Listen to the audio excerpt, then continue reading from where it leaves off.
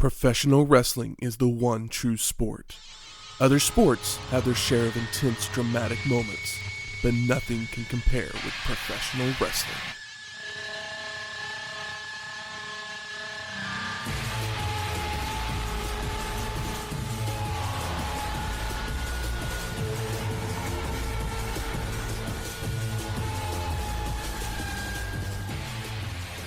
Welcome to Wrestling History X, where three friends come together to talk about the stories behind the matches. I'm Matt. And my diamonds have lost their luster. Welcome to episode 371, WCW Monday Night Nitro. Yeah. Night after Bash at the Beach. Yep, this is our fallout or our new build. Guess it's a combination of the two if it's done correctly. Yep. So this is the 199th episode of Nitro, produced by WCW. Take place on July 12th, 1999, from the Jacksonville Coliseum in Jacksonville, Florida, with an attendance of 7,945 and a TV rating of 3.4. Raw the same night would have a 6.0 with a main event of Austin Big Show versus Kane and Undertaker. And then there was probably 18,000 people there. Probably. But something that would happen right around the same time as this Nitro, Blair Witch Project would come to theaters the next weekend. A movie that might have the best marketing campaign of all time. Yeah. It paid off in spades, and it was the first movie of its kind, and no one's been able to, and no one I don't think will ever be able to replicate the Blair Witch phenomenon ever again. No. It is an incredibly unique and singular object in American film. Like, there's other films that have done a good job with the found footage way of... No one's done it like this. But no one has done it as well as this. Yep. Though, I have recently watched this movie, and I do have issues with it. It doesn't hold up. No, it does not hold up at all. But it's more important as a cultural touchstone than it is a film. It's never going to be on my top 100 films of all time. No, but it is cemented into the minds of millions of people that will always have reverence for it because it scared the living shit out of them at the age of 17, 18, 12, 25, whatever. It really, it's really, I think that there should be books and documentaries about not the Blair Witch as a narrative, but as I'm trying to think of the word. There's probably some weird internet word for it, but just as they almost gamified marketing. Mm-hmm. I mean, some of the other... I mean, I know you just kind of disagreed with the other found footage things, but... I like some found footage movies, but they always have a bigger hole in their game, and everybody goes into it knowing that it's not real. Blair Witch, people thought was real. Since it was the first one, really, that people kind of... There was questions on how real or unreal it was for a long time. Because, I do feel like... What's real about it is that they did shoot it in the woods for zero money. Yeah.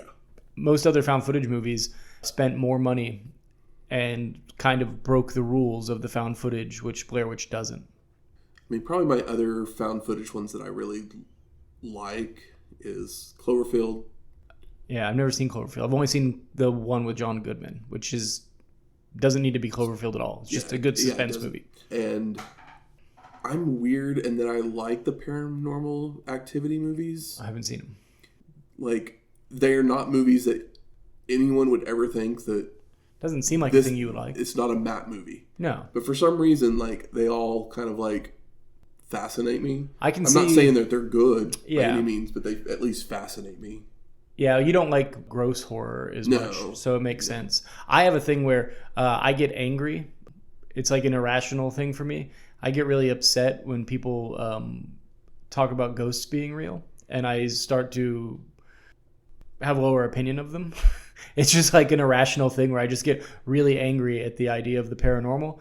And maybe one day that'll change if I ever have an experience. But it really somehow, not many things get under my skin, but hearing people I care about talk about ghosts in a real way really upsets me. And I don't even know how to explain it. But I can have fun with paranormal movies. I just don't like it when they're presented as real.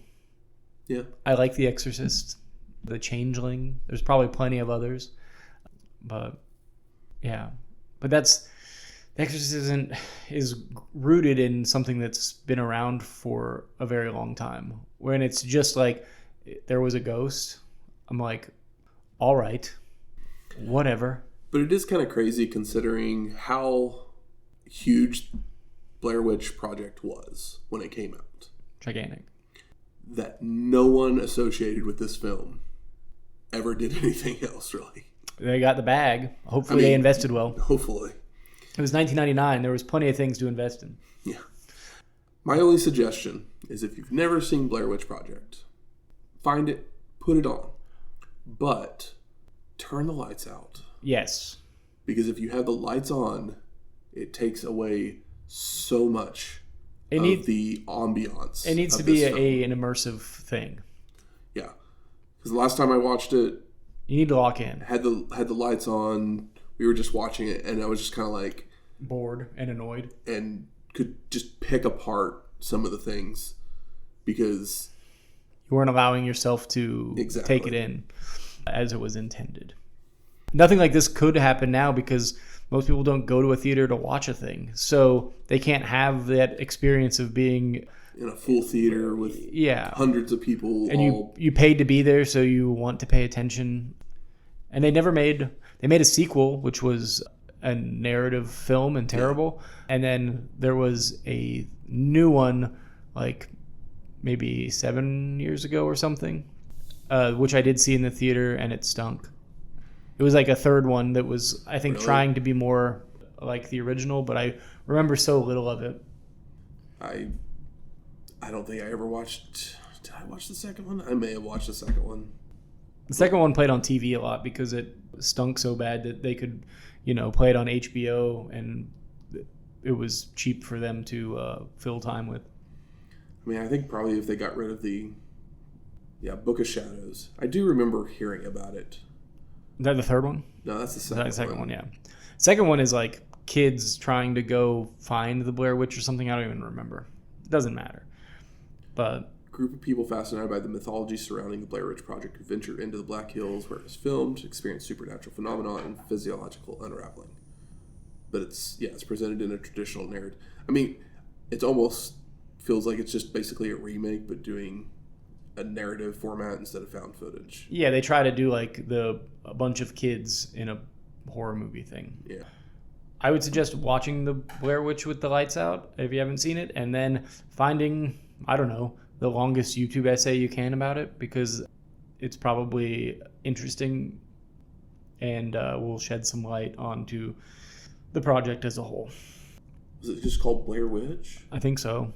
It was like one of the... Okay, yeah. It was Adam Wingard who did Godzilla vs. Kong and the last two Godzilla and Kong movies. Weird. That's a weird... Yeah. That's bizarre. That's the exact opposite thing. Is something so small where you just shoot the woods, and then one where it is a big, expensive CGI science fiction. Well, he did You're Next, The Guest, Blair Witch. I like The Guest. Death Note, and then the two Godzilla movies. Weird. I mean... The Guest is kind of stupid, but I really like it. I know I didn't watch the third one. I may have seen the second one. Yeah. Anywho's. But like we said, turn the lights out. Turn the projector on. Find a copy of Blair Witch. That's right. Let's talk some Monday Night Nitro. Last week on Nitro, Bret Hart thanks all the wrestling fans for the condolences that have been sent. That he lived for wrestling. And his family has lived and now died for wrestling. So he's going to take some time and put everything in perspective. Goldberg's back, as Megadeth played on the stage at one point on the previous weeks to bring him out. Yeah. I wonder if Goldberg's a big Megadeth guy.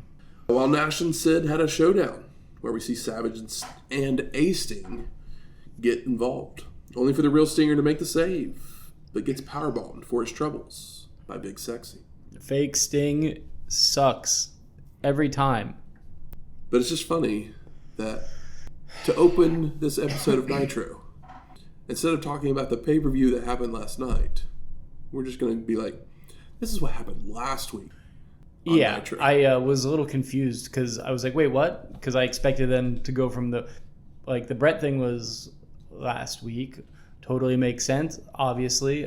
Brett lost his brother, but replaying it feels kind of weird to start the show with. And then you go into that with ignoring the pay-per-view and talking about something that's already happened and not bridging it with the pay-per-view. You get it. Yeah. Move on. Opening video package plays before Pyro goes off in the arena, with Tony Schiavone welcoming us to the show, joined by Bobby the Brain Heenan. So Mike Tenay is still not here. My assumption is that they're wanting to pay Mike Tenay. I think he's over on Thunder. He's the busy play-by-play guy on Thunder now. Okay. I forget Thunder exists because we don't ever watch it. Yeah, because it's never any good. And Tony gets us up to date with a change in world champions, followed by sending it to Mean Gene Okerlund in the ring, who introduces Macho Man Randy Savage. Macho told everyone he would win the title. He's self-made, the man, the boss, and he will continue to do what he said he would do, and will continue to do so. What a sentence. Tonight, Savage will challenge anybody, except Nash, who doesn't deserve a chance at the title, as he is a 0 in life, and Macho has his number. Love to hear it. When guitar riffs hit and Outlaws, Hollywood, and the crowd goes wild, and I couldn't be more disgusted by them. Sending Macho bailing to the floor, while Hulk accepts the challenge, leading to Savage to admit he made a mistake. That Hogan is in the category of Big Sexy. That Hollywood needs to get the hell out of Dodge, as Macho owns it. And Hogan says he saw what happened last night on the pay-per-view, and Nash should be the champ. But the deed is done, and it is on, with Savage responding, "Today is a brand new day," and he would love to give Hulk a challenge. So that's right, guys. Hogan's back from knee surgery. Yeah, we talked about this last week. This is what I was afraid of. So let's just keep it going. Let's just keep this train on the tracks if we can. We then get a video package about Macho, which is unnecessary. Yeah, literally nothing. As we go to commercial, coming back to our announcers discussing what just happened, before still highlights of the Bash at the Beach main event. The Nitro Girls then dance on the stage area, followed by a look at the Rap is Crap music video. I hate rap. And I believe we are like 20-ish minutes into this show, and nothing has happened. Hulk Hogan came back. That was a big deal for a lot of people. They might tell me again later. No, they will. But we get our first match. Vampiro versus Konnan. K-Dog. And K-Dog takes the mic to do his stick when the Canadian vampire attacks from behind, delivering a series of kicks and a top rope forearm. Vampiro keeps up the attack with chops, headbutts, stomps, and a rock bottom, before going up top for a twisting senton. But Konnan avoids and takes control with a rolling lariat and a powerbomb for a 2 count. K-Dog's whip is reversed, sending him to the corner, where he leaps up and over a charging Canadian vampire, leading to both men missing clotheslines, only for Konnan to connect with a DDT for a near fall. Is Gangrel also Canadian? No. He seems like he might be, but he's not. He looks like he comes from another world. What a face. Thrust kick and a sit-out facebuster by K-Dog, but Vampiro rolls out to regroup, with Konnan giving chase, only for a rake of the eyes to allow the Canadian vampire to grab a chair and throws it at K-Dog, with the ref calling for the bell and the disqualification. Yep, Konnan thinks that he's big shit, so Vampiro gets to do nothing. Post-match, Konnan's rolled back in, where Vampiro nails a super kick and a nail in the coffin to leave his opponent laid out as we head to break. Hey, at least he let the Vamp get some heat. So I actually read, interesting, that these two guys did not like each other down in Mexico. Yeah, I believe that absolutely. Because I guess Vampiro was getting over, basically, and Konnan was like, not on my watch, brother. Yeah. Basically pulled a Hogan, but I guess they finally get along now because they actually partnered up. We come back to still highlights of David Flair's match from last night's pay-per-view, where Tony also mentions that the Nature Boy will face Dean Malenko later tonight before going back to commercials. And we come back from that one to Ernest the Cat Miller, along with Sonny Ono, making their way to the ring, where he does some dancing, followed by saying he hates Jacksonville and talking trash about Buff Bagwell, which, of course, brings out the man with the stuff. And Buff tells the Cat to shut his mouth and that he loves Jacksonville, challenging Miller, only to be blindsided. And the Cat hammers away with strikes, turnbuckle smashes, until Bagwell is able to fire up with a clothesline. And Ono sneaks in, but Buff turns in time to slam him down, while Miller puts on his dancing shoes to super kick Bagwell, with Sonny making a 3 count. And he does some more dancing over the laid out Buff before we get still highlights of Bagwell's match from last night's pay-per-view, followed by going to a break. Why have a 3-hour show if you're just going to do 6 minutes and go to break and then recap everything? I want to blow up Ted Turner's television studio for allowing this to exist. Also, Bagwell was just in a match announced by Michael Buffer, and he beat Roddy Piper, and now he's at the bottom of the card against Ernest the Cat Miller, who you couldn't pay me to have a thought about outside of this show. The fuck is going on? Who showed up on the first segment? Macho and Hogan. Yeah. No Piper. What's Hogan notorious for? Oh yeah, pushing people out of the way. Exactly. Pushing people down the card. Ding ding ding ding ding. I don't think Bagwell should have had a match with Roddy Piper anyway. I don't think so either. But still, if you're gonna push him, continue the push. And people have Bagwell signs. Watch the pay-per-view. I don't agree with it, but it's real. Okay. We come back to the Nitro girls dancing in the aisleway. And the announcers then talk about the main event before showing a recap of what happened earlier in the evening, before going to commercials. Coming back then to our second match. The Nature Boy, Ric Flair. On the second match. With Arn Anderson and Asya. Versus Dean Malenko. With Perry Saturn and Chris Benoit. And Eric Bischoff has joined the announce booth to help sell the main event even more. They don't need to. That's all Tony can say. The only thing that comes out of his mouth is whatever Hulk Hogan's doing. Well, now you got 2 of them saying it.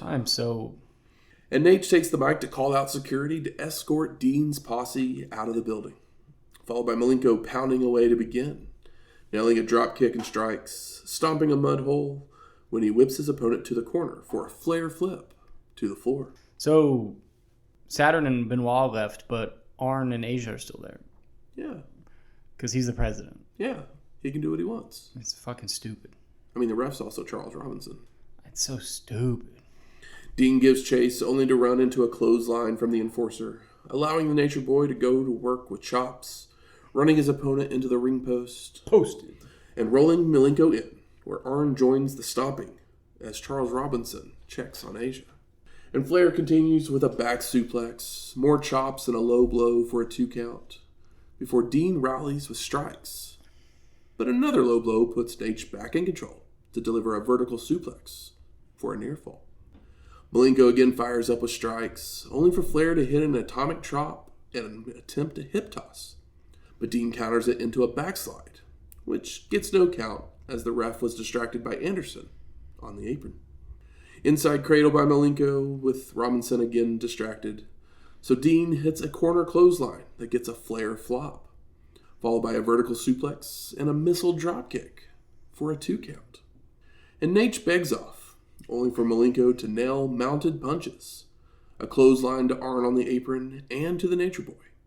But a rake of the eyes allows Nate to lock on a sleeper, which Dean escapes by running Flair backwards into the turnbuckles, where Robinson was standing as well, to be crushed. Ref bump.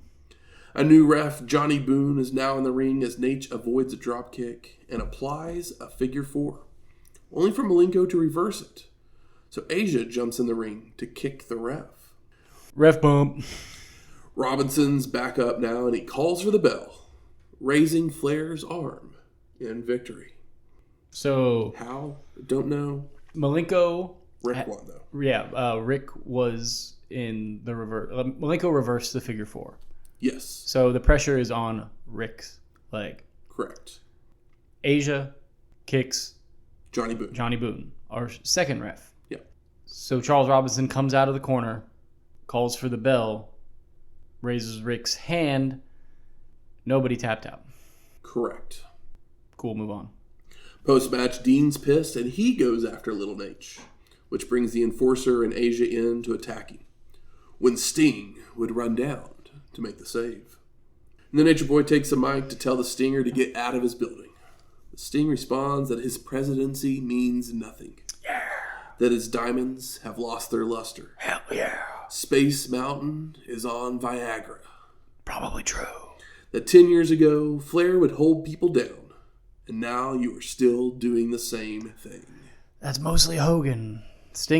Rick is at the bottom of the card. This is the third match. He should never be this low. Second match. Sorry, I forgot that the cat Bagwell thing wasn't a match. It was just a waste of time. Exactly. Sorry. Much like this. The Stinger continues by saying he's back in black, that he's the franchise, and he wants control. We all want Sting to be in control at this point, because nobody else is capable of doing it. So he challenges Nate, only for the Nature Boy to answer that Sting can't make the matches, but he will accept if the Stinger can beat David Flair. Which is a huge joke, because that just means that Arn, Rick, and Asya will be... And the other 15 other people that they'll do something with. Yeah, we'll just... Interfere in the match and drop David's lifeless corpse on top. Torture. I mean, at least we understand it more because we speak the language, but basically. Now, Flair's acceptance of this match worries Arn, only for Nate to whisper something back to him, which makes him okay with the idea, while Sting says willing to hurt David if it means he gets Flair, as we go to break. And we come back to still highlights of the Junkyard Hardcore Invitational. And the announcers talk about all the injuries that occurred during the match. Sounds like half of them ended up with something. I mean, whether that's true or not, who knows, but they were throwing each other around on concrete. I hope they got paid well. None of them made a quarter of the money that it took for the set/shoot. So, whatever. I feel bad for the guys that involved themselves in it. We go to our third match. Steven Regal. Happy to see you. With Dave Taylor and Fit Finlay versus Billy Kidman. Happy to see Billy. It's been a minute. Yeah, we haven't seen him since Slamboree 1999, episode 360. Yeah, I mean, he was on a tear. So him and Ray were tag team champs. Yeah. As soon as they lost the belts, it was like, have a good vacation, Billy. And he's coming back to a product in bigger shambles. And we get some back and forth arm work between the two when Kidman hits a head scissors, several drop kicks, and a headlock takedown for 2 counts. And Regal finally grows tired of all the headlocks and throws his opponent to the floor, where his partners get some shots in with their flag and dropping Billy on the railing. Steven with an overhead butterfly suplex for a near fall and begins wearing down Kidman as we head to commercial. And we come back to Billy locked in a bow and arrow hold, where Regal releases it to deliver knee lifts, European uppercuts, and stomps, followed by Taylor hammering away from the outside. More holds from Steven to keep his opponent grounded when he telegraphs his move after a whip, allowing Kidman to attempt a drop kick, but Regal catches and counters into a catapult across the ring. Steven then goes for a powerbomb, only for Billy to reverse it into a facebuster, followed by multiple pin attempts, all for 2 counts. Kidman with a trio of drop kicks, and he goes to leap up to the shoulders of his opponent, but Regal dumps him off right into the ref. Ref bump. Fit and Taylor jump in the ring to beat down Billy, including with a chair, when Kidman would duck the shot, causing Steven to take the blow, while Bischoff has had enough of this interference and leaves the announce booth. Eye roll. Billy tosses Dave into Finlay, which sends him crashing out to the floor, followed by setting up Regal for his finisher. But he doesn't jump out far enough and lands on the ropes. Yeah, his leg hits the ropes, and then I had to rewind it a few times. And this is when I feel like, Bischoff runs into the ring basically to make sure he's okay, because from the angle on television, it looks like he landed directly on his head, and it happened so fast. You rewind it, and you can see, and then they'll show a different angle from a replay, but that he hits his leg, and luckily he tucks his head and lands on his shoulder, but it's still a tough fucking go. Steven picks him up, only for Kidman to cradle Regal up, with Eric making the count for the pin and the win. And I guess the assumption was that Bischoff was going to make the slide in and make the pin after a successful. No clue why Bischoff gets involved in this at all. We know that Kidman was going to win the match regardless, because even after that awful fall, he does the roll-up reversal or whatever. Yeah. Weird shit. Post-match, Fit, Taylor, and Regal are all upset, yelling at Bischoff, while Tony screams about Eric doing the right thing. And once again, I have to ask, what power does Bischoff have in storyline? We don't know. Piper was the commissioner, and Flair was the commissioner, and Bischoff was the commissioner, and now Rick is, but he's buddies with Piper. Who knows? Eric rejoins the booth, and they discuss what just happened as we go to break. Coming back to the Nitro girls dancing in the ring. And while this has happened, Bischoff happens to mention that the Insane Clown Posse, Dennis Rodman, and Kiss will all be coming to WCW very soon. And who gives a shit outside of ICP fans, because ICP fans like wrestling. I mean, someone might care. I love Kiss. I don't care about Kiss being in wrestling. I mean, probably just like because Megadeth performed a song on the previous week's Nitro. They're just shamelessly scratching They're for ratings, giving money out to try and bring something in to hopefully get some kind of ratings. Yes. Yeah, instead of building the talent that they already have. Yeah. But they can't do that because they gave too much power contract-wise to the people that will stay at the top of the card. Correct. But that takes us to our fourth match. Kenny Kaos. Who? Versus Sid Vicious. Oh, I understand now. He's a guy that's going to lose to Sid Vicious? And last time we saw Kaos, can you guess? World War III, looks like 1998, episode 330. That's right.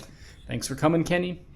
And Sid hammers away to start, taking his time with snot rockets, chokes, and forearms, when he telegraphs his move, allowing Kenny to kick him.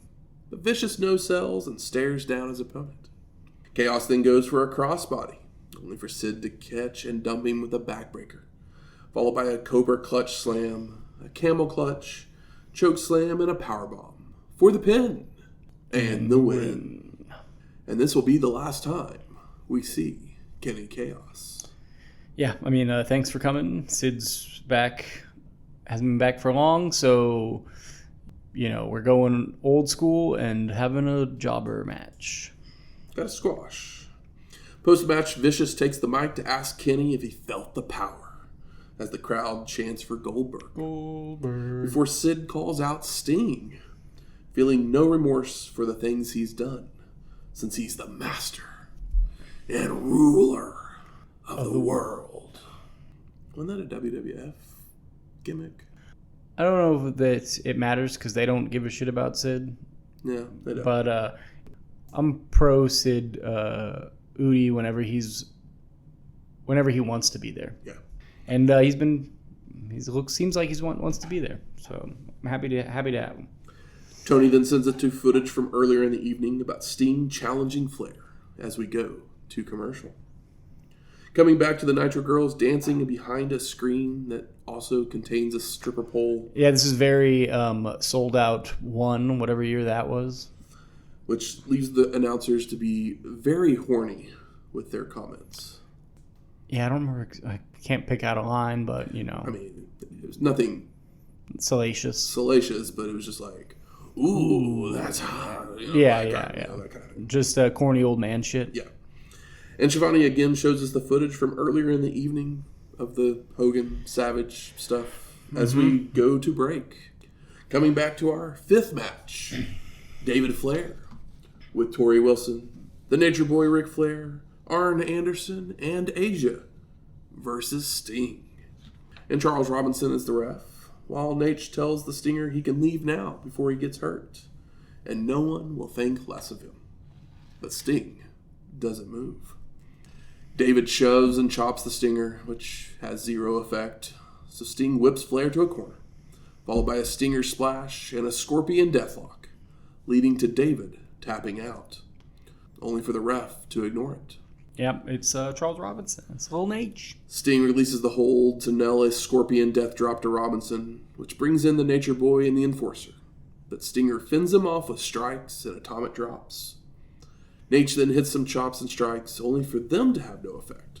So the Nature Boy gets sent to the ropes, bouncing off into a Gorilla Press Slam and a Stinger Splash for a Flair flop. Sting goes for another, but Nate pulls Asya in front of him, causing them both to take the blow, sending the Nature Boy crashing out to the floor in this no contest. Yep, this was just an excuse for the crowd to cheer for Sting. Yep. Tony then hypes up Little Caesars Pizza Mill to get some WCW motion cards as we go to commercial. I forgot about Little Caesars. Pizza. Catchphrase was pizza. Yeah. Get a pizza and crazy bread and a sauce for $7 or whatever it was. Yeah, this was like years before the $5. Oh yeah, hot and ready, when Little Caesars was an establishment. And we come back to the Savage footage from earlier again, challenging anybody but Nash in the back. This should just be a 2-hour show. Yeah. There's 15 commercial breaks, and they just... I know WWF does it. I know it's part of wrestling to recap what happened from the commercial break because people are flipping channels, but this is egregious. Mean Gene's in the ring, along with the Hardcore Trophy, which looks like a pile of rusty turds. And he brings out Fit Finlay, who rambles on about the match and how tough he is, continuing that he, Regal, and Taylor had a plan, making fun of Americans for knowing nothing about respect and toughness. Boo, USA. And Okerlund doesn't appreciate the accusations, but Finlay doesn't care, as he's tougher than titanium. The First Family then rushes the ring and beats down Fit, when other men from last night's Junkyard match jump in as well for a Donnybrook. This was just to make sure that Fit is a heel. That was it. And Jimmy Hart steals the trophy and runs off with the First Family in tow, as Finlay gives chase, brawling to the back. I don't know who's in the First Family now. It's Hugh Morris, Brian Knobbs, and Jerry Flynn. That's why I had to ask that question. Holy shit. How far has Jimmy Hart fallen? I think Ming was in the group, but he definitely wasn't out there. He's not. Or maybe he's the smartest one and just decides that Ming is tapped he's not out. going to be anything to do with the hardcore division. Ming has taken too many L's to be here now, because these are worse. Is Knobbs, Flynn, and Hugh Morris getting W's? No, but they lack self-respect and they have not put in the time. They are not they're not road dogs like Ming was. Ming's got a decade on him. Bischoff then says he's going to head to the back to find out if Sting is getting that match with Flair, followed by footage of Hogan accepting the open challenge as we go to break. We know. Tell us about it again, Tony. We come back to still highlights of last night's pay-per-view main event, which Tony says are the wrong ones, before going to the still highlights of the World Tag Title match from last night. But that takes us to our sixth match, Diamond Dallas Page with Bam Bam Bigelow and Kanyon versus Booker T.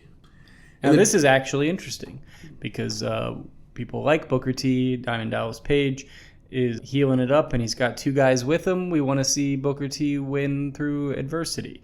Something interesting. The Jersey Triad makes their way to the ring with DDP bragging about winning last night, calling themselves the greatest trifecta of all time, followed by going through all of their catchphrases. And we haven't seen Booker since Slamboree 99, episode 360. So it's been a few weeks for us. I imagine maybe a slight injury. Possibly. While DDP sends his guys to the back because he wants a fair fight, I guess. I can see that, but I don't believe it. And we get a feeling out process to begin, with Booker T drop-kicking Page and attempting a spin kick, but DDP bails out to regroup, before returning to exchange strikes, only for a leaping forearm to put Booker in control. Whips around the ring and corner clotheslines, mounted punches by Booker T. Goes for the Harlem kick, but Page ducks, causing Booker to crotch himself and fall to the floor. DDP leaps off the apron with a clothesline and takes the fight back inside for stomps and a back suplex as we go to commercial. We come back to our competitors on the outside where Page rolls Booker T in, followed by heading up top for another flying clothesline. And Bischoff's made his way back to ringside, saying he made phone calls to his bosses, Brad Siegel and Harvey Schiller. And next week, it will be Flair versus Sting. I thought Flair was in charge. I thought Flair could make matches, right? He can, but so can Brad Siegel and Harvey Schiller. Okay. Because they're the real bosses. I mean, yeah, we get that. Takes away the veneer of the concept of Flair being in charge. Yep. And DDP keeps up the attack with a gut buster and an elbow drop for a 2 count. Goes for a back suplex, only for Booker to flip out. But Page nails a clothesline to take him down for a near fall. DDP locks in a leverage-aided ab stretch when the ref goes to kick his hand off, allowing Booker T to hip toss his opponent, only for Page to respond with a low blow and a sleeper. Booker T escapes it with a jawbreaker, fires up to deliver a Manhattan drop, turnbuckle smashes, and a spinning heel kick. And Booker continues with a leaping forearm, but a reversed whip leads to a leaping DDT from DDP, leaving both men down, until Page can lay an arm over his opponent for a 2 count. This was a pretty decently convincing 2 count. Booker T is then sent to a corner where he leaps up over a charging DDP into a sunset flip, only for Page to just sit down. But Booker then rolls through for a near fall. DDP catches Booker T telegraphing his move with a powerbomb for a 2 count. Goes for his finisher, only for Booker to shove him right off into the ref. Ref bump. Booker T with the axe kick and a spin-a-rooney, when Kanyon would hit the ring to nail a flatliner, waking up Nick Patrick as Page makes the cover for the pin, and no, Booker kicks out. DDP is arguing with the ref, only to turn around into a Harlem sidekick, when Kanyon would jump in again with a handful of powder, only for Booker T to punch him, sending the substance flying everywhere. Kanyon loves his powder. Bam Bam then rushes the ring to break up a pin attempt, causing the ref to call for the disqualification. Post-match, the Triad beats down Booker with a diamond cutter, tapes his arms to the ropes to continue the attack, when we go to double screens to see the NWO Black and white making fun of Booker T. And Stevie Ray decides to do something about it. I mean, it's his brother. Running out to the ring with a chair to chase off the Triad, as the crowd chants for Harlem Heat while we head to break. This is the only thing that's resembled a wrestling match, and it was well executed. It was very good. This was good. Yeah, this was... I'd love to see these two guys go without a fucked finish. Yeah, but I'm not mad at the fucked finish because it's the day after a pay-per-view, and I thought this was really good in-ring, and yeah, Triad might be the only good thing in the WCW. Triad versus Harlem Heat for the tag belt? Sounds great. As long as Vincent doesn't come along. I'll put him back in the flames. But we come back from break to our 7th match. Macho Man Randy Savage with Team Madness of Gorgeous George, Madusa, and Miss Madness versus Hollywood Hulk Hogan for the WCW World Heavyweight Championship. And the champion came out first. Foreshadowing. My initial reaction is no shit. Right. So yeah. But we then go to commercial. Yeah, of course. Coming back to Hollywood's entrance. Mm-hmm. And this time he's coming out to the Wolfpac song. Yep. At the beginning of the show, he came out to Voodoo Child.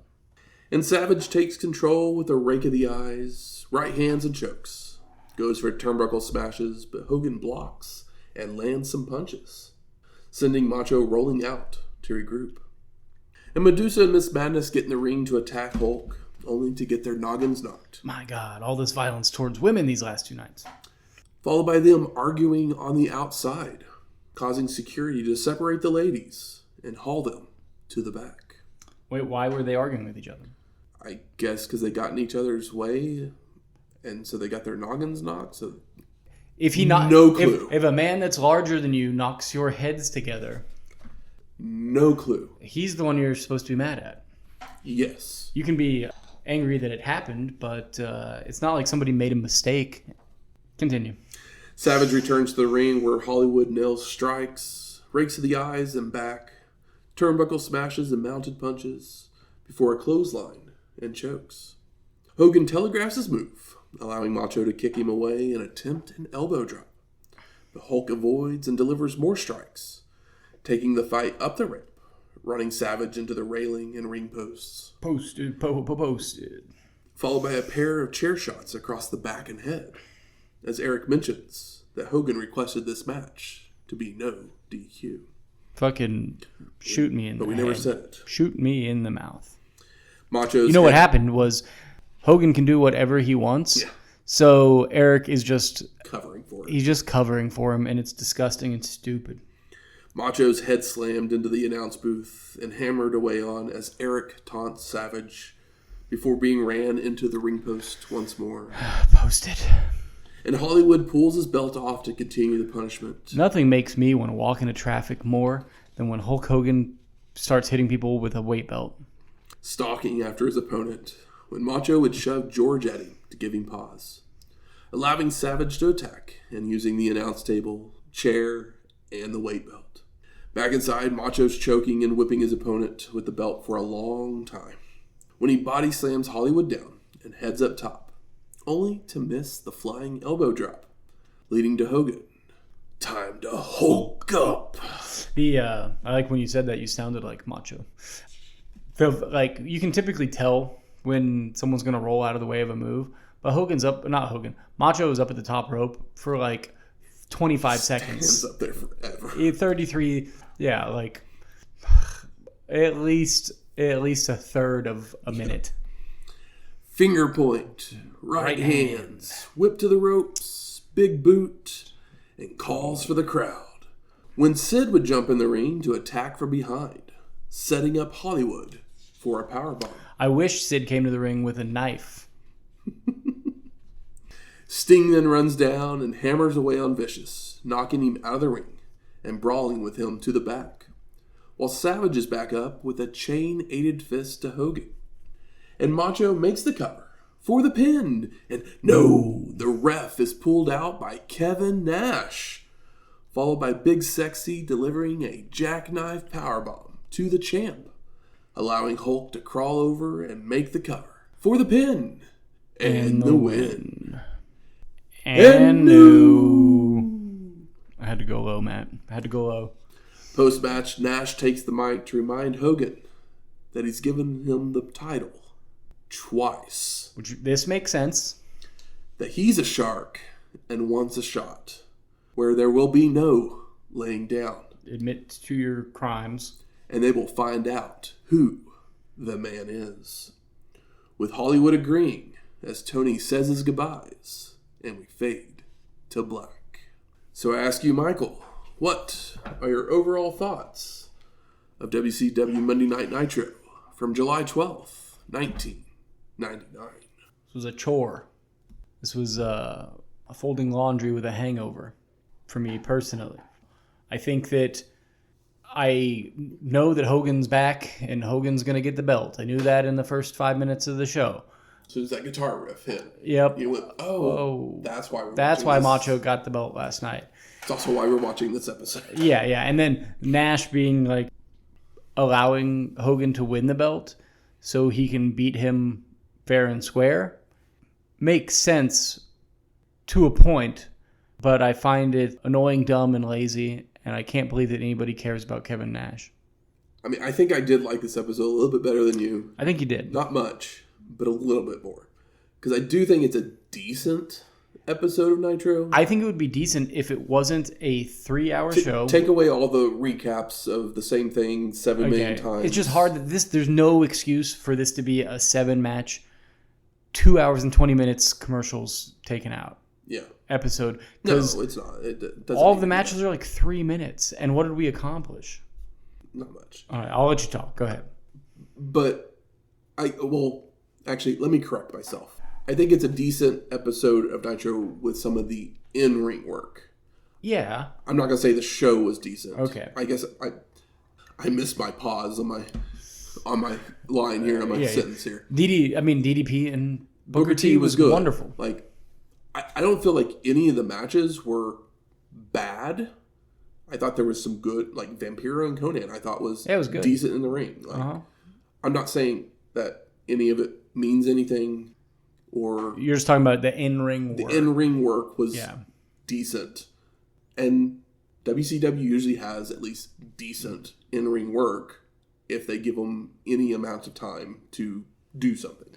Yeah. And with 7 matches on a 3-hour show, most of the matches I do feel like got at least 6 or 7 minutes, which is about 4 minutes longer than WWF gives their people. Yeah, this is Pepsi versus Coke. Yeah. The issue is that Coke has a better advertising campaign and better writers in the room.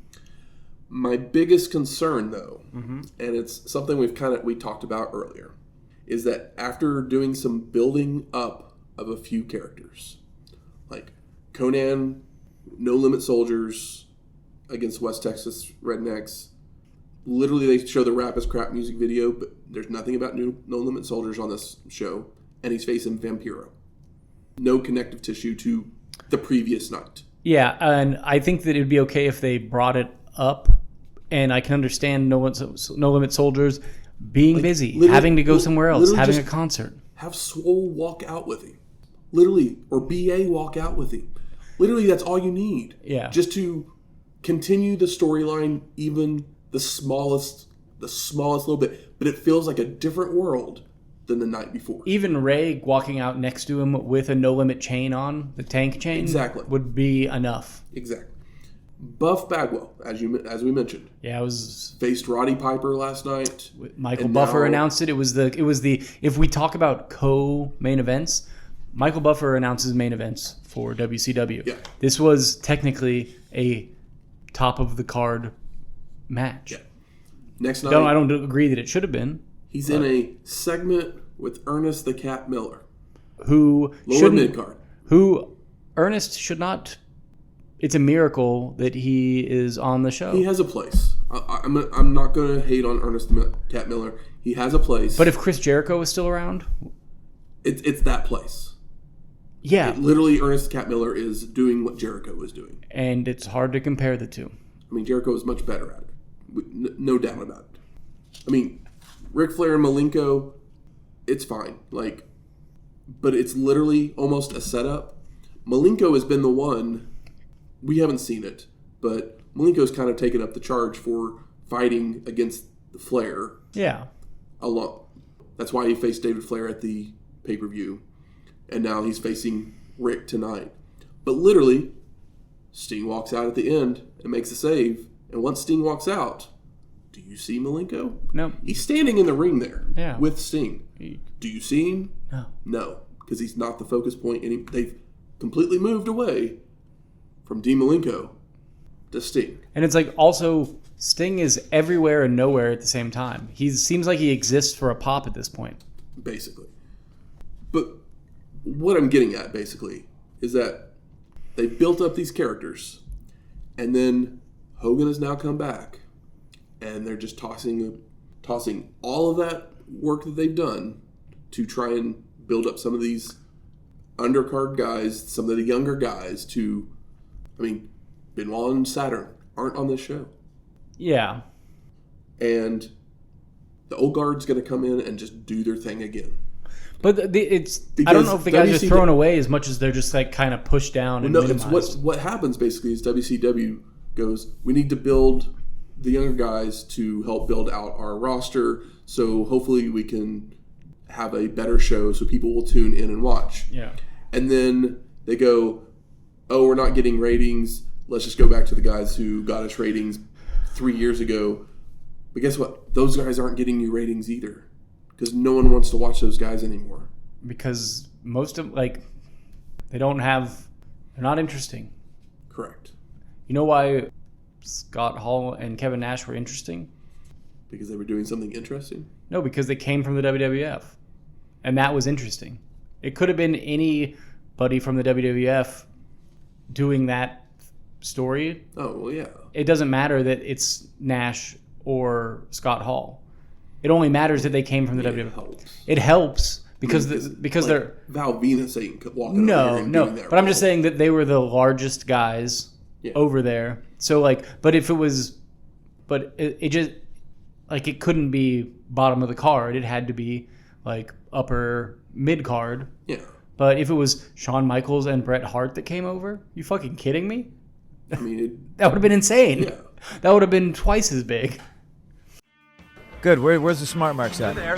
All right. Fuck you. I think it's time we smark it up. So, what are some of the best moments of this show?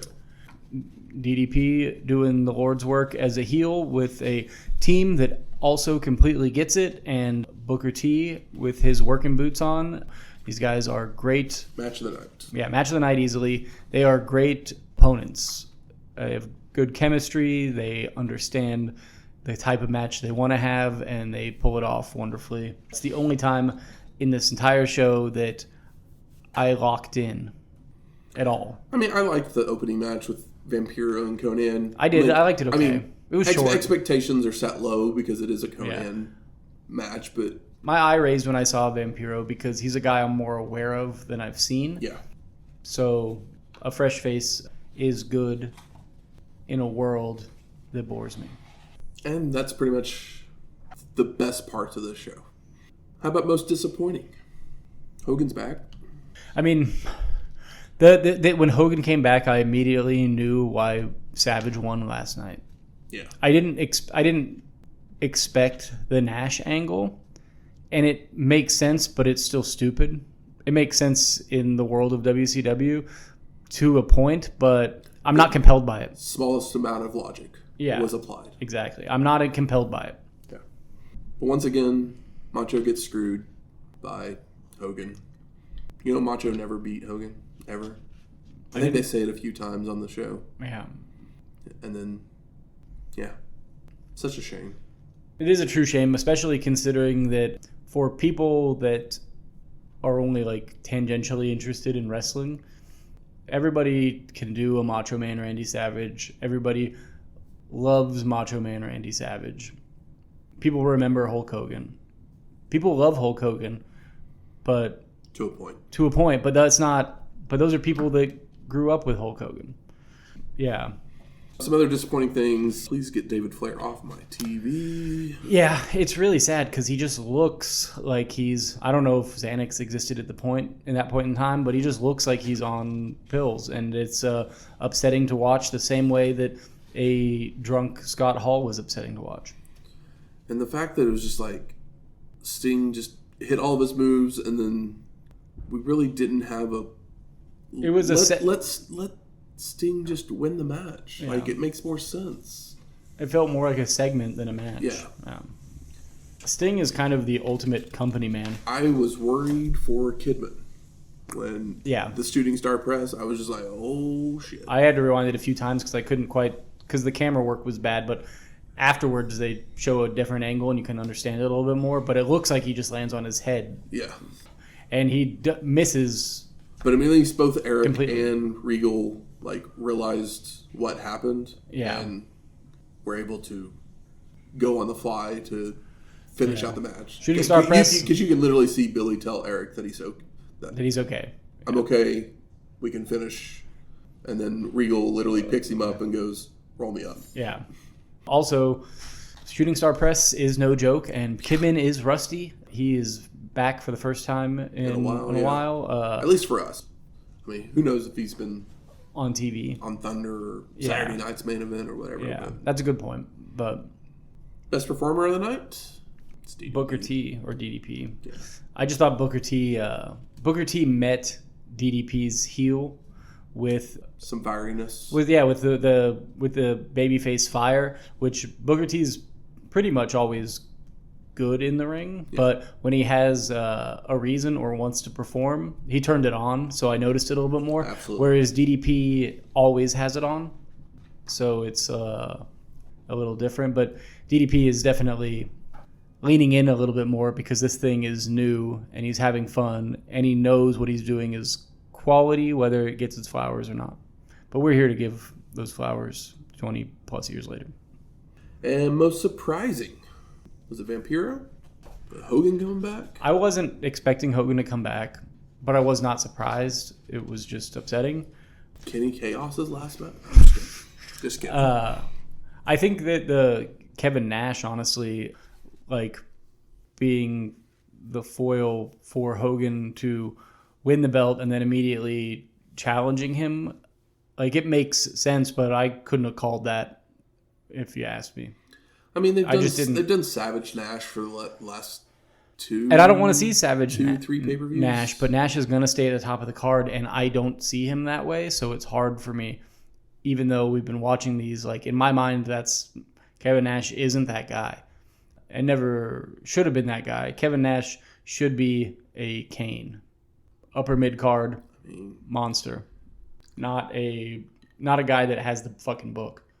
Well, I mean, he shouldn't have the book. I mean, no active wrestler should ever have the book. No. But, I don't have a problem with him being the champ at times. He's any big man, you can make sense to put the belt on him every once in a while. I know, but he's the least compelling, in-ring big man. I think Kane's less than compelling, but, that's... Yeah, he just goes straight to the corner and drives his knees to the gut, and at least Kane has some aura about him, even if it's just Michael Myers. For the thousands in attendance and the millions watching around the world, ladies and gentlemen, let's get ready to rumble!